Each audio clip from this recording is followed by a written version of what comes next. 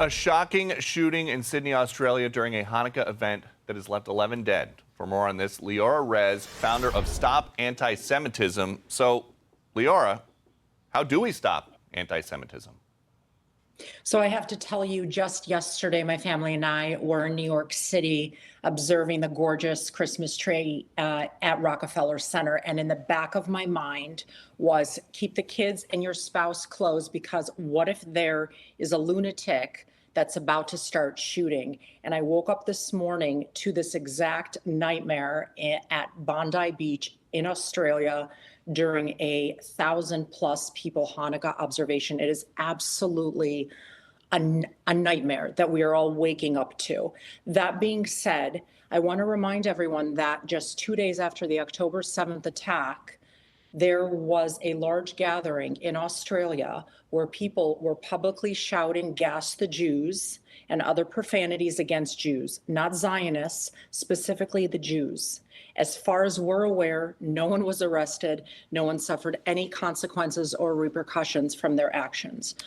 So are we surprised that this happened? No, because we view this as a complete failure on the Australian authorities and lawmakers that have essentially enabled this.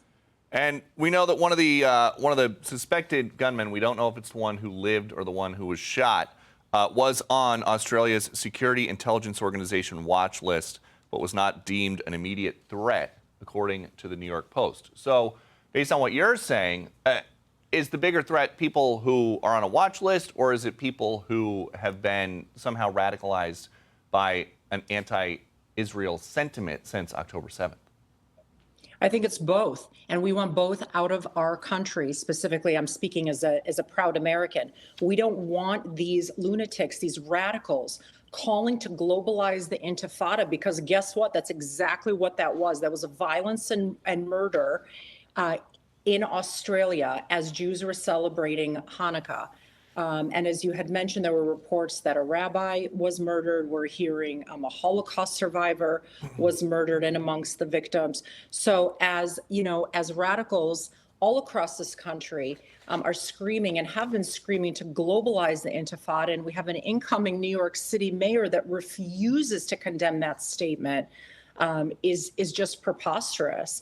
And as you know, you had originally asked, yes, all of these types of people that are deemed a threat, whether immediate or not, we want them out of this country, because these individuals, it's not when they're going to kill somebody, or excuse me, it's not if, it's when they're going to kill somebody.